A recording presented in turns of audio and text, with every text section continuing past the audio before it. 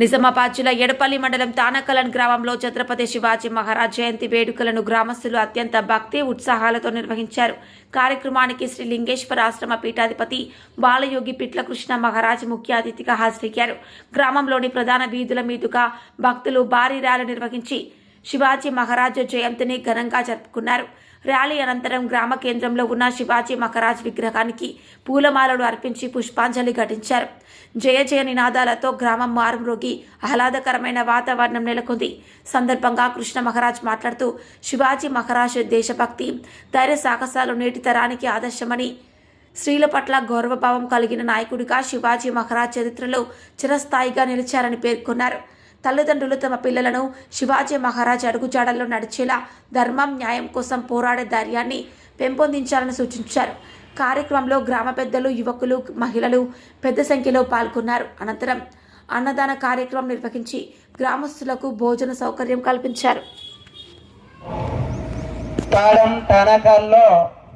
ఛత్రపతి శివాజీ మహారాజ్ సామ్రాట్ యోగిరాజ్ మహారాజ్ రామ్ ఠాకూర్ ఛత్రపతి శివాజీ మహారాజ్ గారి యొక్క విగ్రహావిష్కరణ, ధ్వజారోహణ, నొదుట సింధూరము,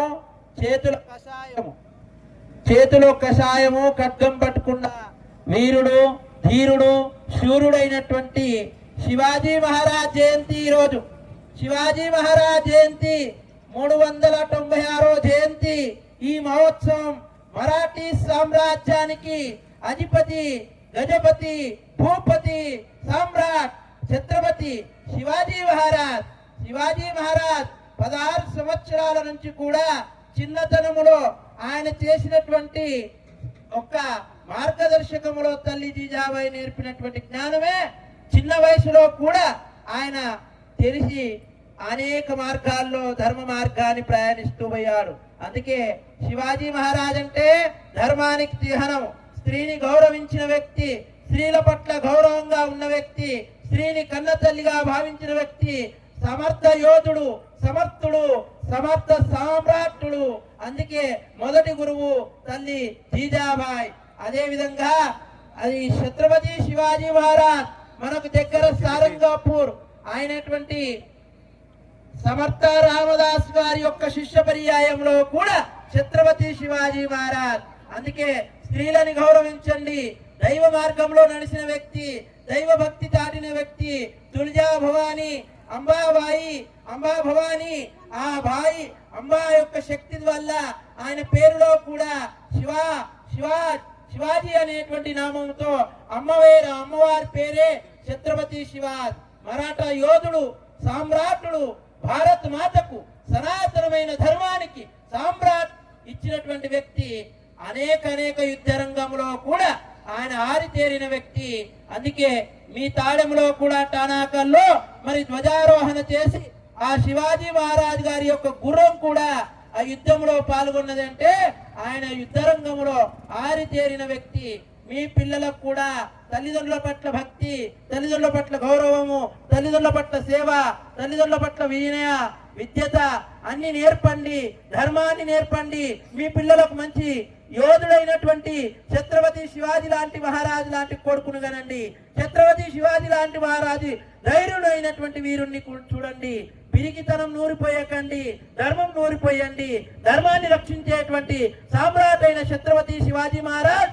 అదే విధంగా సొలిసిపోతే కూడా మనకు అన్ని విగ్రహాలు ఎందరో మహానుభావులు ఉన్నారు. అందరి పెడతలేము.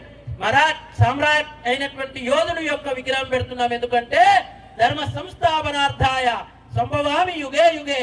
యుగానికి పుట్టినటువంటి ఆ యుగంలో పుట్టిన 396వ జన్మ మహోత్సవంలో పుట్టిన యోధుడు సొలసిపోకుండా ఈ రోజు వరకు కూడా మనలో ఉన్నాడు అంటే ఆ ధైర్యం ఎంత గొప్పదో మీరు ఆలోచించండి.